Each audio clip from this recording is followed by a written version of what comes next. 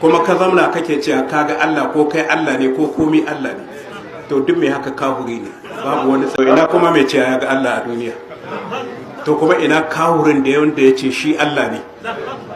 Ni dai na san baka yi ba annabi Musa daraja, kuma baka fi shi ba ƙarhi.